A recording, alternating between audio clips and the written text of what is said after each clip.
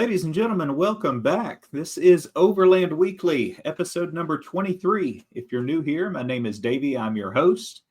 And the gentleman joining me today, he really doesn't need an introduction if you have followed the off-road media and publication space the last 25 years or so, but I'm going to give you one anyway. So Christian Hazel has been a journalist and editor at Peterson's, at JP, at Four Wheeler, done TV shows, 4x4 Garage, Ultimate Adventure, and now, of course, the latest evolution of UA with Unreal Adventure. He's got his hoodie on there today.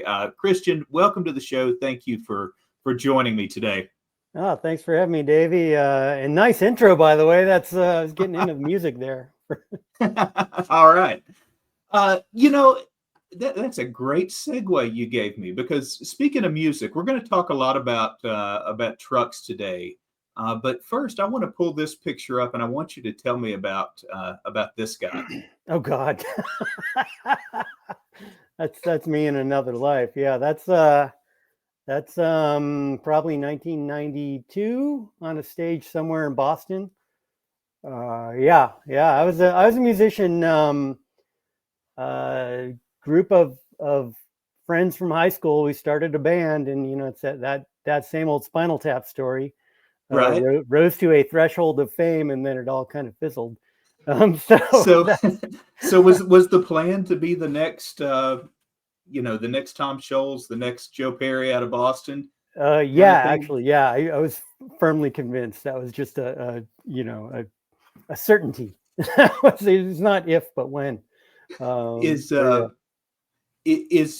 Is music, so for those that don't know, you're from the Boston area originally. Is music what drove you to Southern California?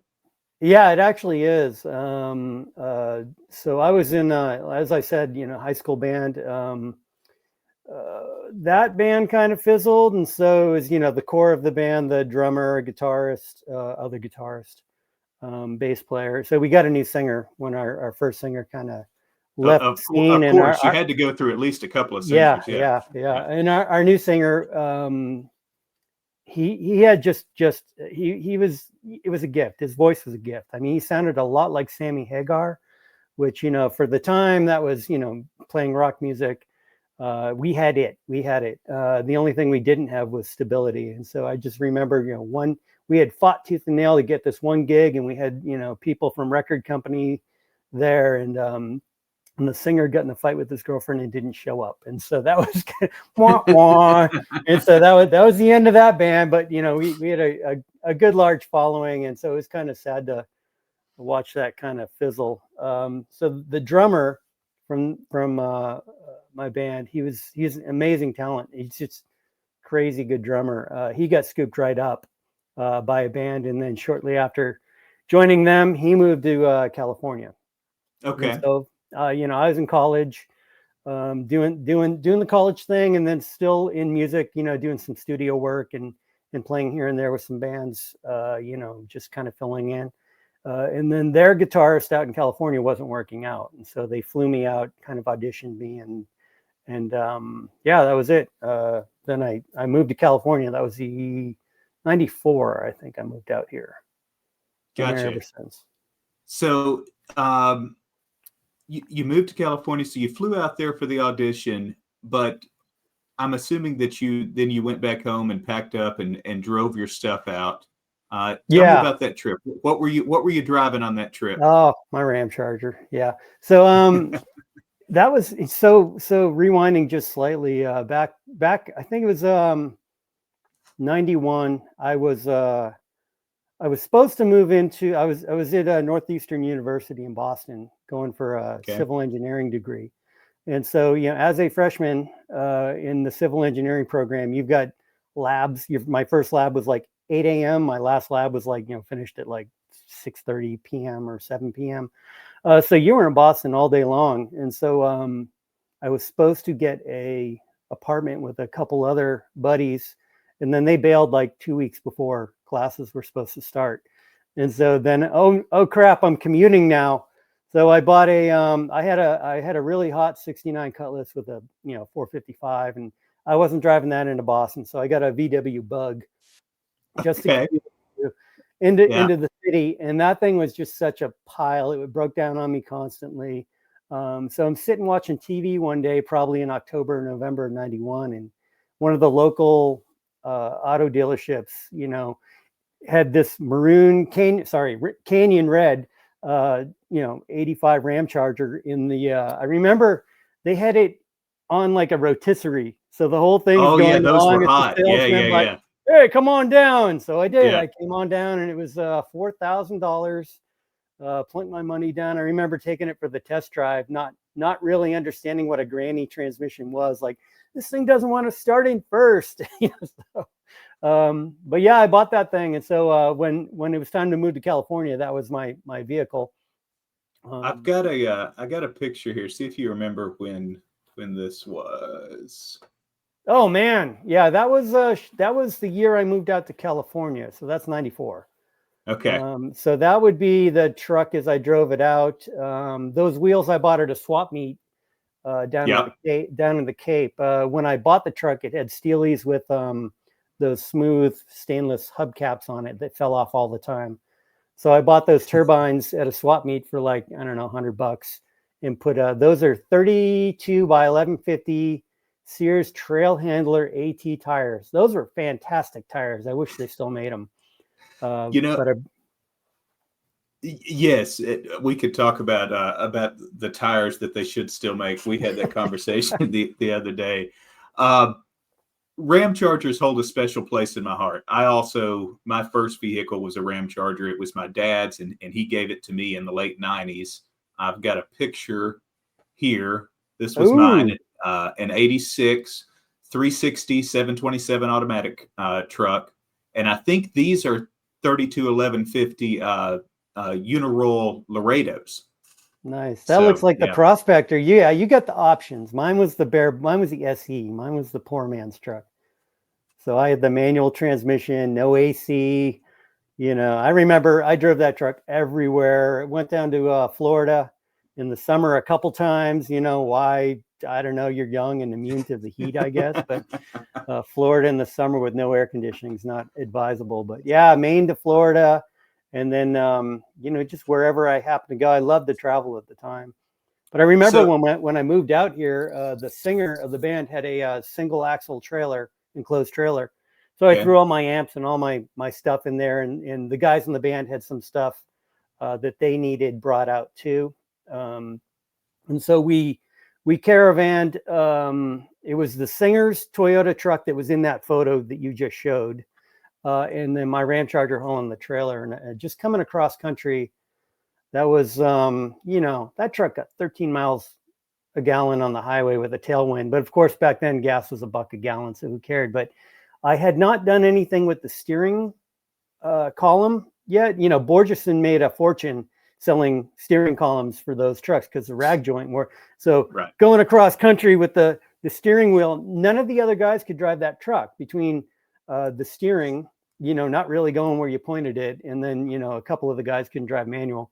So it was a challenge getting across country. And then, of course, once we got west of the Rockies, it was 125 degrees going through the deserts with no AC.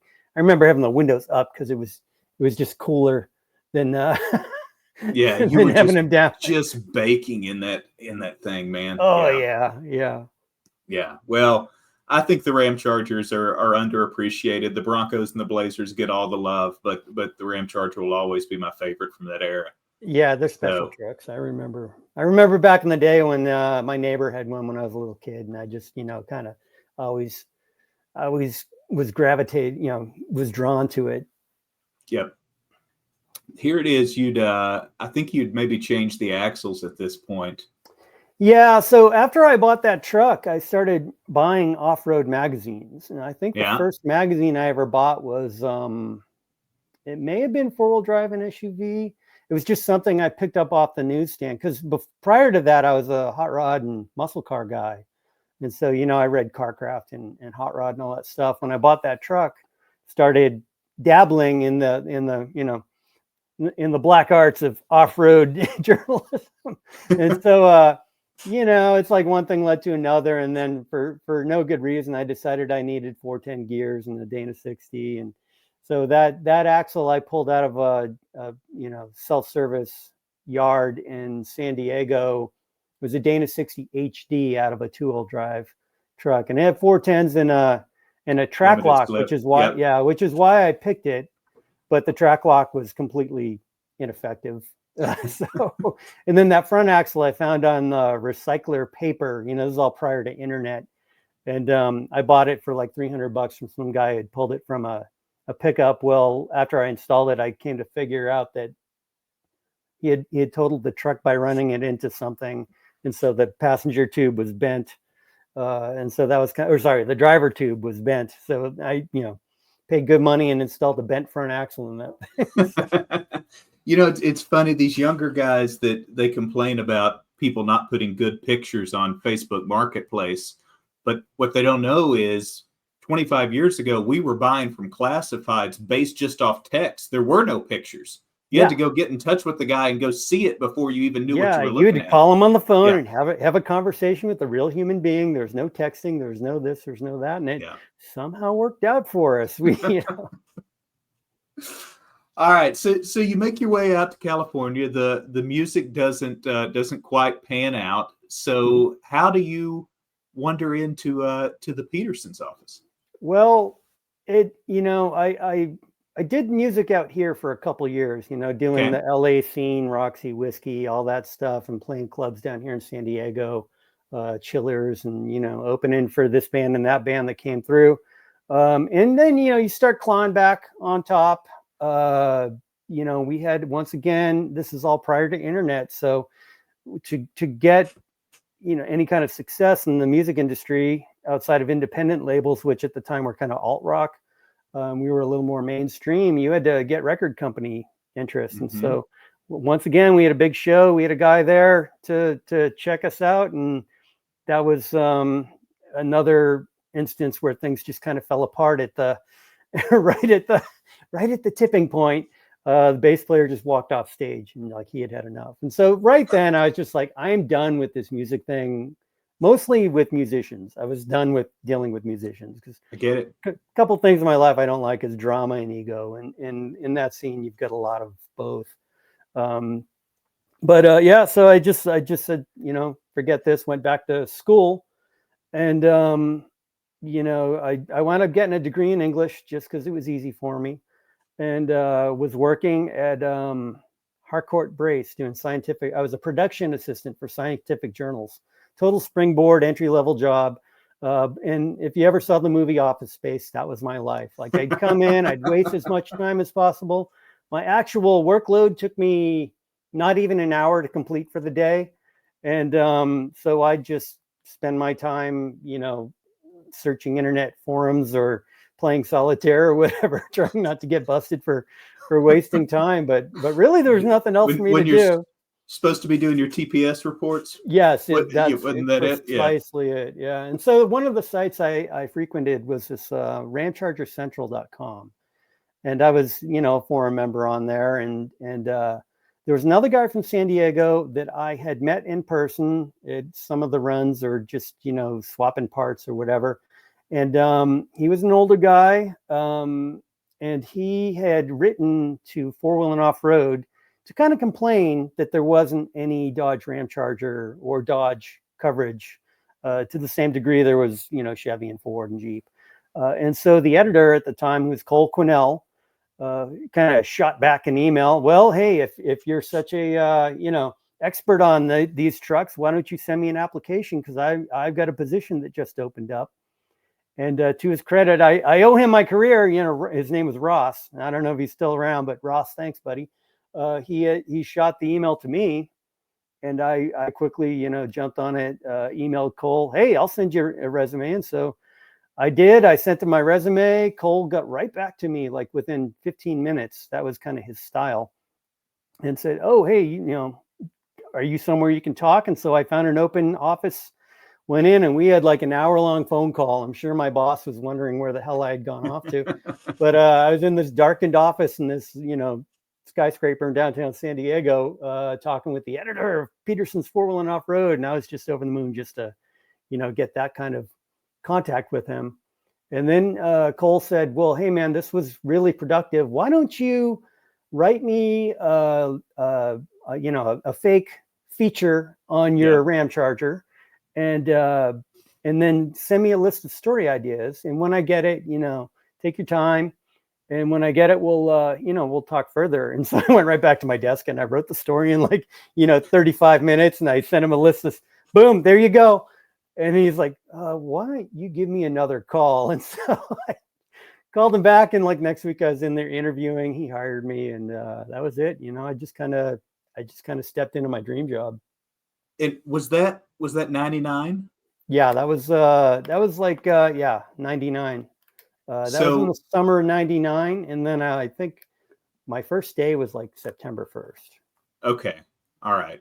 And because that was if I'm correct, that was the first year of UA. That too. was, Is that right? So he'd done Power Tour and wanted to do something similar? That's it. He and David Freiberger and the staff at Hot Rod had come up with the idea of Power Tour. And so then, Cole went from Hot Rod and he launched 4x4 Power magazine. He was the editor of that. When that reached a level of success, Cole was promoted to editor of Four-Wheel and Off-Road. And at that magazine, he decided, it would be really cool to do kind of a Power Tour style off-road event where we actually drive these vehicles and go, stitch a couple trails together. And it wasn't a sponsored official event or anything. It was just a magazine story. But it was something he'd wanted to do. And given the success and longevity of Power Tour, even at that time, he knew that, it had potential in the future as a sponsored event. But that first one, I just remember my interview. He's like, okay, we have a lot of travel. You do a lot of travel. We have something coming up in 2 weeks after your first day. Are you going to be available? I'm like, hell yeah. So that was it. I was at FNG. I started, and then 2 weeks later, I was on the first Ultimate Adventure. How cool is that? It was pretty cool. Did you take the Ram Charger on that, or were you riding No, along? I was FNG. So Cole was leading the trip in his 76 GMC K10. We called it Sewer Lobster Brown. It was just this horrible orangey brown color. It was on 36-inch Swamper TSL radials, and he had built 350. Cole was an engine guy, and so he had built up a 350. I think it started as a crate engine, but he had done some stuff to it. And a manual. He had the 465 manual 4-speed, and then a Clune, which was brand new at the time. So a Clune underdrive unit in front of the MP205. And then on the back of the MP205, he had a gear vendor's overdrive. And so this thing was just boxes and underdrives and overdrives. Yeah. And, and the whole thing rattled and shook. And so I rode shotgun with Cole. I was kind of photographer, whatever they needed. That was my job. I was the low guy in the totem pole. And then John Kappa, who was a technical editor for Four-Wheel and Off-Road, John drove his flat fender. And so he had a CJ2A that he had built in his, garage. And that had a 350 engine with a new at the time Holley 2-barrel projection, the old analog one where you actually turned the rheostats on the control box to mix the, the mixture and all that other stuff. And then we had just a bunch of other people who had been invited just through an open invitation sent out by Cole in one of the editorials, and then also to industry friends like Steve Sasaki from Power Tank. I had a Power Tank right over my shoulder, so I'm kind of thinking about that. But yeah, we had some people in the industry who came along too. But it was just a motley crew, and just we hit a bunch of trails. Started in Arizona, went up into New Mexico, and then Colorado. Is it true that that's the trip where your shoes melted onto Cole's floorboard? Close. Okay. That was the trip where John Kappa's shoes melted from the floorboards of his flatty. It was about 120, 122 degrees. And then when we started, our first trail was out of Apache Junction. And so we drove from LA to Apache Junction, stayed in some little roach bag motel. And on the way to the hotel that first day, on the travel day, that's when John's shoes melted. And I remember John and I were sharing a room, and it was not a nice hotel. And it was one of those kind of sinks that looked like a truck stop, sink from the 1970s. Yeah. And I just remember John throwing his face under there, drinking water like a horse in a trough, just because he was so dehydrated. And, Cole and I at least had windows we could kind of put up to keep the slipstream from burning us up, because it was, just a blow dryer on your face. Oh, sure. So that was the first year. That was 99. You guys came back. You wrote the article. I'm sure there was talk of, okay, what is this going to look like next year? But then it doesn't happen in there 2000. was no talk of next year. It was really? Yeah, okay. It was just, hey, that was cool. That was great. We got a cover out of it, got a good story, and then just kind of you banked it, Okay. and that was it. And then our publisher at the time was a guy named Jim Ryan, and Jim was always good about, fitting this component with that advertiser and stuff. And so when we decided to do it as an official event the next year, by then Cole had been promoted to editorial director, overseeing all the magazines, all the off-road titles, I should say. And then Rick Payway had moved from JP Magazine over to Four Wheel and Off-Road. And so it was Rick and me. At the time, I don't even think we had hired staff yet. So there was a period of time when it was just Rick and myself on that magazine. But I had so much energy as a I would write the whole book if they'd let me. You had to hold me back at the time. I just loved doing it. But yeah, we planned it as kind of a formal event, and then had a film crew come along and all that stuff. So. And that's the trip where things got a little hairy, right? Where we had the brake failure that ended in the rollover. Yeah, that was we were in Washington State, and that was Tom Boyd was in his Bronco, and behind one of our John Bundren from All Pro Off Road. And this was back prior to that was a bad one. This was back prior to a lot of the rules we have in place. They kind of came the next year. That's where I wondered if this kind of spawned some of those rules into existence. It spawned a age limit because John had his young daughter in the back seat, and then there was. So what happened was John was in front of Tom. Tom lost his brakes, and then kind of inadvertently pitted Bundren, who that thing barrel rolled down a hill, and I remember John's wife was riding shotgun, and she had a cut leg, and there was blood, and then he was worried about his daughter in the back because when things settled down, she had somehow gotten out of the seat, and so I think she was in the way back of it. Thankfully, she was not severely injured, but yeah. So that realization that as a corporate sponsored official event, we have to kind of put some whys and wherefores in place here. This is not just going out with a bunch of buddies, and everyone's on their own anymore. So the next year we kind of sat and finalized a bit of the rules, no one under 18. And there was never any drinking or anything like that allowed. So that was never an issue, but, we just officially stated, no drinking, no drugs, no this, no that. Right. And then the rules that we came up with for the third Ultimate Adventure are largely still in place.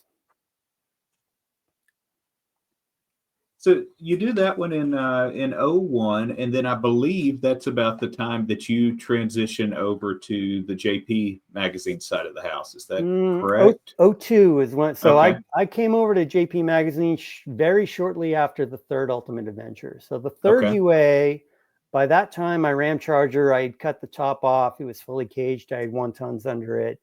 I had that Clune.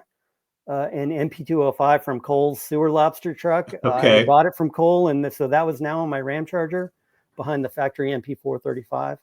And I had 42-inch TSLs on recentered Humvee beadlocks with run flats in them. And so, there it is. So that's the third UA. And so that was in summer of 2002. And then I think by about maybe September or thereabouts, I had moved to JP. So what drove the move to JP? Just a career opportunity, or did you want to It was get into really the Jeep more a world? lateral move. Okay. I was a full size guy at the time. I was not what you would call a Jeep guy. I owned a flat fender, but John Cap and I were very close friends. John's still a great friend. There the way I qualify, are you a friend of mine or not? Like, to the degree to which is would I drop everything and go help you move? And John came and helped me move like a couple times, so I never had to reciprocate. But if he called and asked me to move, help him move, I would. So that's the level to which I appreciate John. But it was like, at the time JP was bi-monthly, and I'm looking over and I'm seeing all the fun he's having, and kind of the relaxed pace compared to what I'm doing at four-wheel and off-road. And as I said, it was a lateral move. I was the tech editor of four-wheel and off-road. And I guess in some ways you can almost consider it a step down, because I was going from the tech editor of the largest magazine in the world, off-road magazine in the world, to this niche all Jeep publication. But regardless, I went and had a ball. I loved my time at JP. I think I was there for 12 years. So once I got in, I really didn't want to leave. And there's some stories about that, to that point. But when I finally did leave JP, it was with much reluctance. I see. So did let's say, you said you had one flat fender when you started there. How many Yeah. were in the collection when they drug you away from there? Well, flat fenders specifically, I've only owned a couple of them. I've owned this actually, it's the one my computer's sitting on right here in front of me, 53 DJ3A. I owned a 48 CJ2A flatty. It was all stock. And there may be one other, but it's not coming to memory. The other, I got into other Jeeps. Like, I like long wheelbase vehicles. Like So, the infamous CJ6? Yeah, CJ60 behind me here. I owned another one of these. I bought it in 2003, I think. And that was the same former Border Patrol 71 CJ6. But that one I left stock height with 31s. And I've owned about 4 or 5 CJ6s or M170s in my kind of Jeep career. I've owned a couple Wranglers, Jeepster, Commando, a couple full sizes, pickups, and Cherokees, stuff like that. So that's kind of the cool thing about JP, is you can focus in on the brand and kind of get granular. Whereas if four-wheel and off-road, it's, maybe I'll get I remember looking for a Nissan Patrol for some reason to buy, and then an old Range Rover or Land Rover or this or that. So you're a little more scattered, which is my personality. I'm like, squirrel, look at that. But it was fun being with JP, and I love the JP audience because they're such loyal brand enthusiasts. It's really a special crowd who supports that Jeep community. Well, let's talk about that, because that's a community that has definitely evolved and changed, and maybe has subsets now over the last 20 years. So you came into it, you had the TJs that had been out for a few years at that point, but I'm sure you're still dealing with a lot of CJs, a lot of real Jeeps. And then, I think in the early 2000s, Jeep was selling 50 or 60,000 Wranglers a year, and now they're selling 250,000 a year. And now they're bright colors, and they're on 22s, and they got ducks on the dashboard. So, what did that look like from the inside looking at it? Did you see a kind of a cultural shift in the audience? It's funny because, yes, there was a cultural shift in the audience. There was also a shift within the Jeep organization, and in a good way. You go back to the early 2000s when the first Rubicon came out, and there were internal discussions like, why would we ever offer this? So you had Dave Yagi and other Jeep engineers going there and telling their bosses and their bosses' bosses why this makes sense to offer 410 gears and a Dana 44 front axle and a 4-to-1 T case. And there were all these design and engineering hurdles that they had to overcome to make that a reality. But the Jeep brand internally at the time, was listening and was very cognizant of understanding the performance aspect of the vehicles that related to its sales and the following that they enjoyed. So yeah, they're like, okay, yeah, we'll do this a couple 1,000 units. Never expected it to catch on, really, I think. And then that surprise kind of took them by storm. And so I think that was the internal thing. So they realized, oh, we can create this performance specific, off-road performance specific vehicle and have it be successful and not waste our R&D dollars, chasing after this. On the same token, when they made that transition from TJ to JK, you're going from a small vehicle to a larger vehicle. And so there's that worry that they're going to do like what Ford did to the Thunderbird in the 1950s. You had like the 55, 6, 7 T-Bird, two-seater, sporty. Then they come out with this big honking, family sedan. Well, just behemoth that kind of deflated the balloon and kind of, killed the moniker. And so that didn't happen. What the JK did was offer a family-friendly solution to people who wanted that freedom, that excitement, that outdoor, sport, kind of ethos that now they could do it and not just have to, fold the kids into the back somehow and not be able to carry any gear. And the LJ did that to a degree, but still the rear access and the size of the vehicle. So four-door JK, I think, really opened up that market to, I don't want to use the word soccer mom community, but it was a family friendly, more suburban friendly, to a vehicle, a family vehicle. So I know so many people that just got out of their Ford Bronco or their XYZ vehicle and bought a Wrangler and couldn't have been more pleased. There are drawbacks to them, there. Some wind noise, they might leak a little here and there, but come on, solid axles, a real frame, body on frame, and off-road capability in the mix, and then you can personalize them like almost no other vehicle, especially when they first came out. Yes, that was a big thing.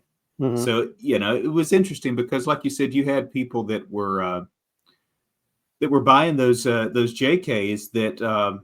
They probably didn't know what a CJ was. Yeah.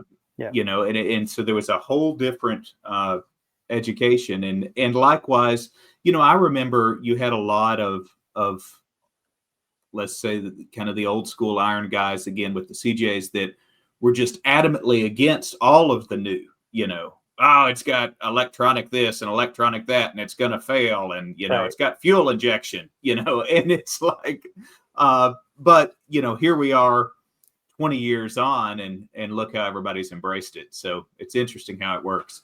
Right. But honestly, from my seat at the time, at JP interacting with the Jeep enthusiasts, the JK never seemed to get the hate that, say, the YJ did, with the square headlights and the outboard leaf springs and front and rear sway bars and all the stuff that the YJ kind of introduced to the Jeep brand as, to kind of address those NBC Nightline concerns of off-road vehicles rolling over if you breathe on them heavy.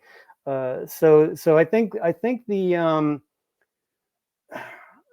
hate had kind of already been extended a little bit on the YJ, and so when the JK came out, at least it had round headlights and it had that 7-slat grille. And okay, they didn't.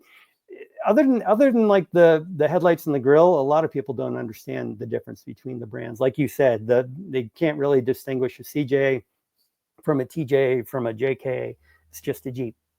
It's funny for folks that are listening to this that are a little bit younger. You don't understand the hate that was out when the YJs were released. That was a fail on on some engineers or designers, whoever wanted to cut away. But they quickly returned to those famous round headlights with the TJs. Yeah. TJ was a darling when it came back on the scene in '97. My first Jeep was a 72 CJ5 AMC 360 and a 3-speed with those worn out leaf springs. And man, that was a ride, man. Yeah. All right. So you said you were at JP and you could have just stayed there forever. So how did that eventually play out? Yeah, well, they had offered me 4-wheeler.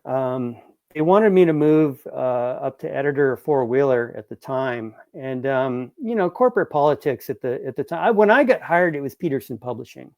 Robert Peterson, who started Hot Rod Magazine, and it was the hallowed halls of Peterson Publishing, and then went to EMAP and then Primedia. So we just started getting bought out by all these companies, and then the depth of the corporate, I don't want to say swamp, but there's more corporate to deal with. And tell us how you really feel, Christian. Yeah. Well, hey, I survived there for a quarter of a century, so it couldn't have been that bad. Right. But it's just the reality of working in a big corporation. But they came in and they had offered me 4-wheeler early on. I forget exactly when, around 04 or so, 05, and told me, I guess the VP made the mistake of telling me what the salary was for that brand. And then I'm like, great, I'm in, let's go. And then when it came time to actually make the move, there's, we've got this policy that we can't increase your pay by more than, 10 or 15% or whatever it was. So we're going to give you this to run the book. And I'm like, but the job pays this. And so we'll take it or leave it. And so I'm like, okay. And I left it. It was kind of like, wait, what? You're really not gonna? No, I'm good. I'm good here. So yeah. And then they offered me the magazine a couple more times. In the interim, I had launched 4x4 Garage and done some other, kind of SIP brands, special insertions that only sold on the newsstand, no subscription. Okay. I'd done some video stuff, 4-wheeler TV and whatnot, and kind of increased my clout, my value, my worth, and some other projects and things like that, I'll never say no. It's a job. And if I'm your employee, and if you need me to do something, yeah, I'm going to give it 110%, unless there's a real reason why I can't do it. Something that really holds me back. And I'm the kind of guy that's going to find a way to do it anyway. So I had become valuable. And so in one of the corporate reshufflings, they had said, okay, they fired John Kappa, who was the head of 4-wheeler at the time. And they came to me and said, okay, we know you've turned this job down before. You're not turning it down now. And so it's like, okay, you read between the lines. And so then I became the editor of 4-wheeler, which was cool. I was ready for a change. I was missing not being able to play with whatever kind of truck I wanted. But at the same time, I admitted then, and I'll still admit now, I was not the quintessential 4-wheeler person. Okay. 4-wheeler was always kind of like newer model trucks, a little shinier, little flashier. It's like, I always joke that in the Peterson building, after we purchased 4-wheeler and some other brands from General Media, we were on one side of the building and they were on the side of the building that overlooked the Hollywood sign and all the flash and glitz. That was their kind of side of the street. And so me coming in there was kind of a round, peg in a square hole. And, I think my first editorial, I kind of laid the hammer down, like, okay, no more chrome shocks, no more this, no more that. And, but it was good. I enjoyed a lot of the aspects of working at 4-wheeler. Running Top Truck Challenge was cool. The event that they had there, running Pickup Truck and SUV of the Year was a nice, change of pace, interfacing with the OEs to a greater degree. And there were parts of the job I really enjoyed. I really enjoyed as a consumer. I miss Top Truck Challenge. I've talked about this before, but I remember going in with my buddy and splitting the VHS, or it may have been DVD. I think it was a VHS tape that you mail ordered and gathered around to watch that when it went into to video form. Yeah. So yeah, I would love to see some type of modern day Top Truck Challenge return. could be. Yeah. I'm actually the reason we paused Top Truck Challenge. Okay. You know, as the editor, you're running a small business. Like each Yeah. of these magazines at the time, they kind of homogenized towards the end to a degree, but especially back in the early days, each brand was its own little isolated business. You're running a business. You had a budget. You had You generate your own P&L. Yeah. Yeah, exactly. And you were accountable for it. And so I'm looking at the data. You know, I'm very data driven, and I'm looking at Top Truck Challenge and what it costs us to put it on and what it brings in, but more importantly, what the editorial value was of it. It had followers who loved it. There was a community who supported and loved that event, but running that business, it was a net zero. And then, so I'm like, okay, well, it's a net zero financially.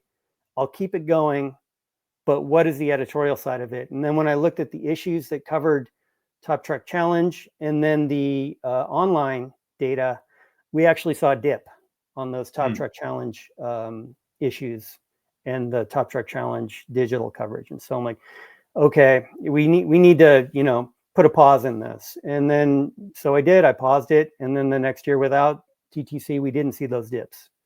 So that company still owns, you know, the name Top Truck Challenge, and they can still do something like that. There are other events that do that same thing. I think the Mountain Havoc, I don't have that name exactly correct, but and it's a lot of the Top Truck Challenge people who just wanted to continue it on. So there's still elements of it still alive out there. And, you know, at some point in time, you know, prior to my leaving Motor Trend, we had discussed, is this the time to bring it back? And it never really happened, but I think the audience is getting closer to being close to wanting to see something like that again. You know, distance makes the heart grow fonder. Right, sure. All right, so you did your time on four-wheeler over there with all your triple chrome shocks and 12-inch leaf springs and all that good stuff. And then you find your way back to Peterson's, this time as the boss man, I believe. What year was that? That was 2016. So we had another change in leadership, another shakeup. And then my buddy Sean Holman was going to become the editorial director. And so I remember we're sitting at SEMA having lunch, and he asked me, you know, hey, if I get this position, and, you know, what ideally, what would you like to see happen? And I said, you know, without missing a beat, oh, I moved to four-wheel and off-road. I think Ken Brubaker would be great as editor of four-wheeler, and, you know, yada, yada, yada. And so as soon as Sean took the helm, we made that switch. Because at the time, Rick had left as editor. He was doing something a little higher up the corporate food chain. And Fred Williams was running four-wheel and off-road and, you know, devoting almost all of his time to dirt every day. And so that was really a heavy lift for Fred. And so by sliding me in as editor of four-wheel and off-road, that allowed Fred to focus completely on dirt every day. I think there was like an overlap of 3 or 4 months where Fred was technically my employee, but like I wasn't going to tell him what to do. You know? Like, hey, what are you doing? Oh, you're driving a Jeep underwater. Cool. You want to write a story about it? Yeah. Okay, great. If you can get that to me, we'll run it, you know, type thing. But, gotcha. So yeah, I came into the magazine in the spring of 2016, and that was you know, a couple weeks before UA. I think it was after Moab, so in April and May. I think it was in May, sometime in May.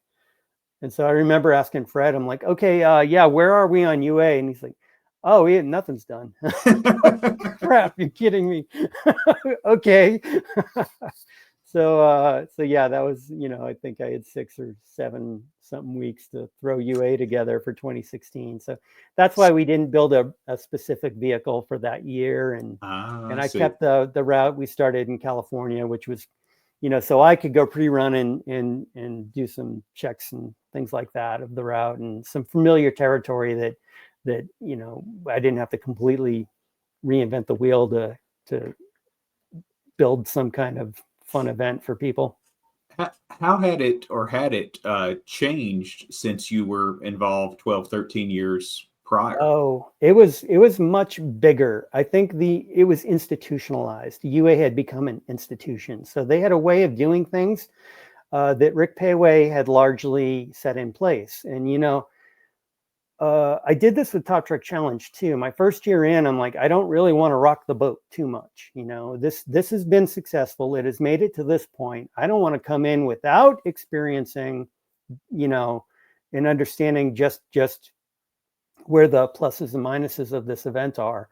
And so prior to UA 2016, though, I did poll a lot of the major players. I engaged with some of the cronies, a lot of the advertisers. What do you like? What don't you like? What would you like to see different? And then, in an ideal world, what would you like to, this to be? And so the biggest thing, like 2015 had been a rough year for UA. Rick famously would keep the group going for long days. I guess they would just drive in circles, basically. You would start in the morning here. That's Rick's style. Yeah, but you would start and end like only 200 miles from those points, but you would drive in circles for like 500, 600 miles, without really doing, so that they call them death marches. They're like, we don't like the death marches, and we don't like getting into camp at like 3 a.m. and then having to get up at 6 a.m. And so those elements, I quickly say, okay, well, that's an easy fix. We'll take the death marches out. We'll increase the scenic aspect of it. I want to get dirt under the tires as much as possible. No one wants to just go pound pavement to pound pavement. And so that's kind of what I did for 2016, with limited time and understanding and things like that. I just kind of made it an event like I'd want to do, and incorporated some of the old school, first 3 UA elements that I remembered fondly. What did your schedule look like? What type of because you're planning routes, you're coordinating with sponsors, you're herding all the cats with the cronies, I'm sure, and you have to put out a magazine every month at the same time. It sounds like a little much. Yeah, it was UA. I said this my whole time doing it. UA was a full-time job on top of a full-time job. So being an editor of a magazine, just running the magazine, that was, there's no hours. You're just always on. Things crop up in the middle of the night, and you got to handle it. Especially towards the later stages when we had such a strong digital presence. You would get some kind of post that inadvertently went up, or some kind of comment or something that was going to cause some A-bomb to go off somewhere. And so you're always dealing with some kind of malady. And so UA was just more of that on top of it. But it's a labor of love. I really enjoyed doing it. And John Kaplan and I used to joke and say it's like a carnival, person spinning the plates. By the time you get done the line spinning like 20 plates, like the first one's starting to wobble, and you got to run back over, spin that plate. And so that's what, being a magazine editor was like back then, especially during the UA months. Christian, talk a little bit about the trail selection and the routes and going to the different parts of the country, because you were on several of them. Is there a region that stands out as maybe the more memorable or the more brutal of the bunch? Yeah. Well, brutal, I would say, not in terms of terrain, but just in terms of like discomfort. That was Arizona in 2017, just by virtue of the heat. It was so hot the day we left for the hotel that Phoenix International had grounded any plane smaller than a 737 because it was too hot for them to generate enough lift to take off safely. And so it was easily 127 most of the days we were out there. And so just that, when you're living out there in that heat, for 7 days, all of our military vets listening are going to be like, oh, please. Like, right, sure. So, but for a soft civilian like me and some of the other people out there, it's a little much to do going from your air conditioned, then the next day you're out there and that. So that was kind of that was a good one to lock in the memory banks. The most miserable experiences always make the best memories. So Sure. that's a fun memory. And I wouldn't trade that year for the world. But in terms of terrain, difficulty of terrain, we don't always hit the worst, the baddest terrain out there because of the nature of UA. You've got 25 vehicles. You're trying to get through a trail system in one day without faking anything, right? We're really out there. We really start, we really finish, we really do the things we show. And plus you've got a film crew with you, you've got photographers, you have, other considerations. You have to make it to a fuel stop and this and that. So we don't always hit the worst trail in the area, but we do challenging terrain. And so some of the ones that I really enjoyed, I enjoyed the 2018 year taking everyone to New England. I'm originally from that area, so yeah, it was kind of that's your area. Yeah, it was a special year getting to share some of the stuff that I grew up enjoying with, this new family that I have kind of, developed and become, close with. And then the terrain that year too was really fun. You've got some slick rocks, you've got some snot mud, there's just a little bit of every element thrown in. Whereas, when you in Southwest, you're dry and ledges and climbs and off camber things and that, or Southeast, a lot of the times you just full throttle pin in. I think that year in New England, we got a little bit of everything kind of thrown into the mix. So it was a nice smorgasbord. Yeah, this I say this show myself. We definitely have a little bit of East Coast bias, but I mean you've wheeled all parts of the country now. What's your take on kind of the challenges and the differences in the the culture between East Coast and West Coast wheeling? I don't know if I would say there's any culture that sticks out, because at the end of the day, we're all off-roaders, and the goal is to help each other, support each other, and have fun. But there's definitely differences in the nature inherent to the way you drive different. Because you can be in the East Coast, east of the Mississippi. I don't care if it's Oklahoma or Maine or North Carolina.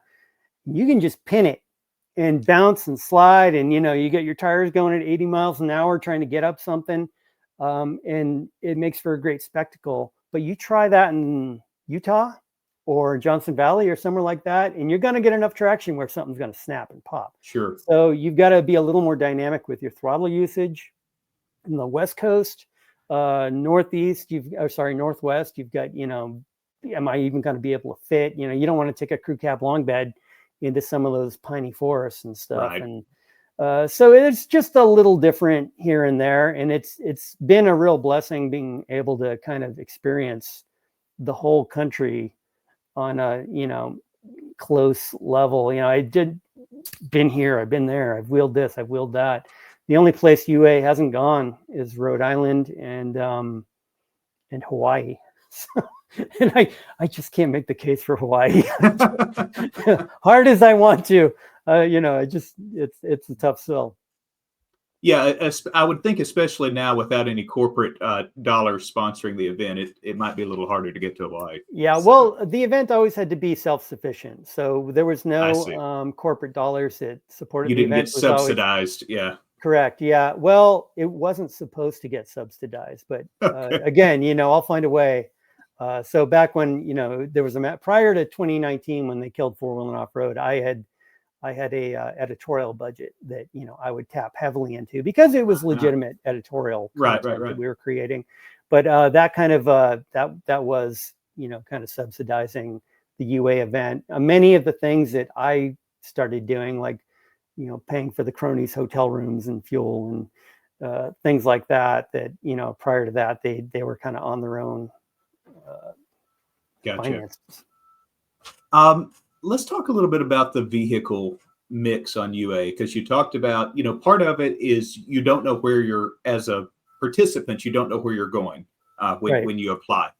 And so, whether you're a short wheelbase, long wheelbase, set up for different terrains is part of the gamble. I ran an interesting side note. I got new tires this week, and I was at the tire store, and a gentleman walked in that worked there, manager at the tire store, and he said, "Hey, is this your truck out here?" He said, "I can tell you actually wheel it." And I said, "Yeah, what gave that away?" He's like, "Well, your wheels are all ate up, and you get dents in the panels." And so we start talking about wheeling, and he said, "Yeah, I like to go out west a few times a year." And I said, "Well, what do you wheel?" And he said, "Well, I've got a K30." And he said, "Well, it's kind of still a K30. It's cut down a few inches, and I've got 16-inch rad flows front and rear." And I said, "Wait a second." I said, "Have I seen your truck? Like, was it in UA last year?" And so this was James Jenkins, who was one of your reader invitees last year. Great guy. James is awesome. And but it was a small world walking in the tire shop, and there's James. But I thought about him with that big full-size rig, and you don't know what you're getting into. So is that part of the challenge of it? That's something that sometimes comes in consideration when we're making the selections for that year. Generally, we know where we're going when we sit down to do go through the applications, but it's not something we totally, I wouldn't automatically omit a short wheelbase vehicle if we're going somewhere with a lot of ledge climbs and stuff. If I, the first step is selecting cool vehicles, well-built vehicles, cool vehicles, unique vehicles that, kind of get someone's attention, like Mike Day's BMW from this year. Yeah, it's a BMW on, 40-inch tires, but it's also incredibly well-built, well-engineered,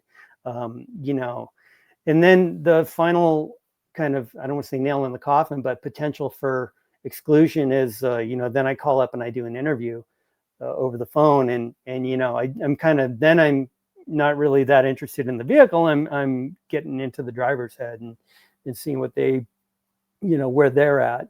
So every year it's kind of different. We always say we're just trying to make an interesting cake, and so you never know what ingredients you're going to want to put in there. But again, the nature of the vehicle, long wheelbase, short wheelbase, full size, Jeep, it will come into play to a degree. Like, so if we know our sponsors are going to be fielding, 7 Jeeps, you're less likely to make the cut with a Jeep that year, just because I want to keep things, interesting. I just don't want, to me personally, it was never all that interesting to watch 5 or 7 or 12 of the exact same vehicles go through, like on a club run. Yeah. There's a comfort in that, but when I see a group of people coming through and they're all in, the only thing that differentiates one rig from the next is the color. Once I've seen the first one come through the obstacle, I kind of know what's going to happen afterwards, and so we're trying to build an interesting story here for people to watch. And so you got, how's that BMW going to do? How's that full-size Ford going to do? How's that, Flatty going to do? You want to see how that next vehicle is going to do through the trail. So that's all we're doing, really. I had a very similar conversation with Marvin from Flex Rocks and Rollovers. And he said the same thing. He's like, it's like, if you want to come on any of these events and you want to submit, stop building Jeeps. He's like, I know I have one, but he's like, there's so many things, like you said, things start to look the same. And he said, you've even got to think about, how is this going to look on camera, or how's this going to look in print? And, those kind of decisions that people don't think about. Yeah, well, the camera thing, I don't have anything against Jeeps, even when I'm, doing UA applications. So if you have a Sure. Jeep, please apply. Yeah, yeah. I didn't mean to You say never it know that when you're going way. to make it. Yeah.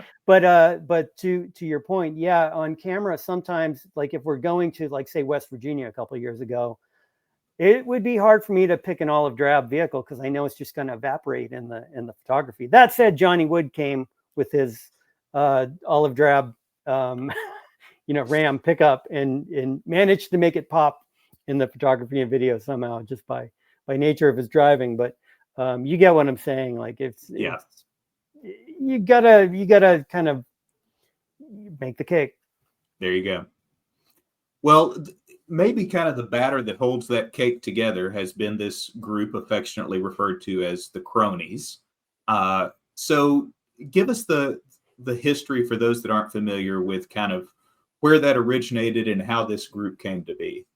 Yeah, well, that was a Rick Payway thing. Rick was the one that started bringing them in because when I was part of UA in the first three, the support staff was the employees. So it was myself and Cole and Rick, and I think actually on that third one, and John Kappa came along and helped. He was there for JP covering it for them, but Rick was the one that kind of initiated that, and most of those cronies, to my understanding, were participants at one point, and then you kind of prove your mettle and your worth and your show that you have a good temperament and you're a good fit with the group, and then he kind of started piling them in. And then when I took over in 2016, there was a real fear that I was going to just kind of clean house, Eliminate. Yeah. put quote unquote my own people in, but I would I'm savvy enough to look at something and realize that this is now a well-oiled machine that I was lucky enough to inherit. And I've added a couple cronies into the mix. Kenny Smith and Fred Williams. I minted him as a crony in 2022, I think, or 21 or 22. But yeah, they're just the best of the best. And what about the Crony Awards? So this was the first year with you guys having the Unreal coverage that we as an audience were able to see that. But that's something that's been going on for a while. Yeah, you would have to, maybe you can interview Trent at some point in time, because that when I took over in 2016, that was already something, and I had not heard about it until that night at the banquet. I was worried about, are they going to have enough food for these guys? And hey, I'm grabbing this person and that person from the place we're at in the facility, and I'm worried about the nuts and bolts logistics of the dinner. Yeah. And then the cronies are off on a table with a pad and pencil. What are you guys doing? Oh, we're writing down the awards. What? And so that was my initiation into that whole side of it. But it's one of my favorite parts of UA. And so when it came time to do the coverage this year, I was really happy that we had the ability to extend our coverage to show that. Yeah, I thought it was great, and let's talk about that. Let's talk about the difference in coverage. We don't have to go through the whole motor trend discussion. That's been talked about to death, I think. but under the Unreal umbrella and Adventure Media, which is you and Trent, I believe. Correct. What was your thought process on the liberty that you now had with this longer form content? Well, with Motor Trend, we were really limited because they just didn't want to expand the coverage because editing time is editing money, and so they're real good at just checking a box, right? Oh, we need a video, boom, okay. It doesn't matter. 2021 was a great example where they took over. I was not allowed to be part of the editing process, and those videos were like 8 minutes long. And so but it checked the box. Hey, we have a video. That's what's in the contract, is a video. It doesn't say.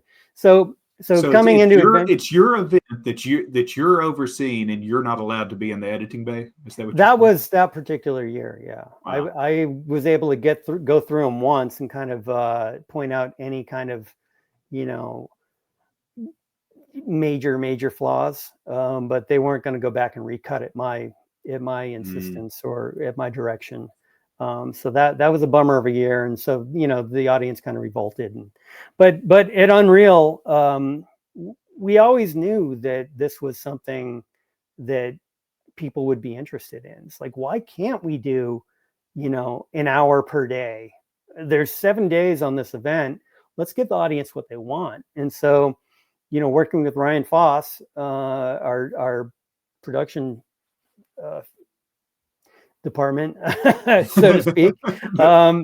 Ryan's on board. Trent and I were super stoked, and we really wanted to over deliver, not only for our sponsors but for the audience. And so yeah, we were able to do the kind of the prequel videos leading up to the event. We did 7 long form videos on each day, and then we did the UA Crony Awards.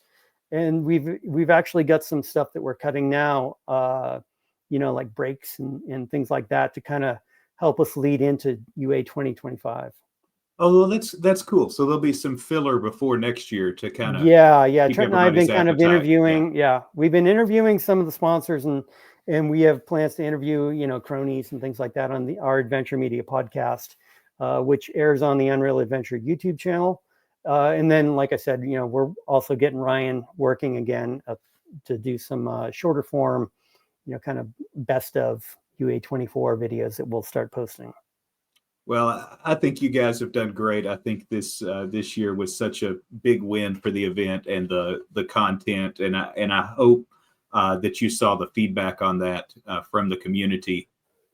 Yeah, I was floored by the positive.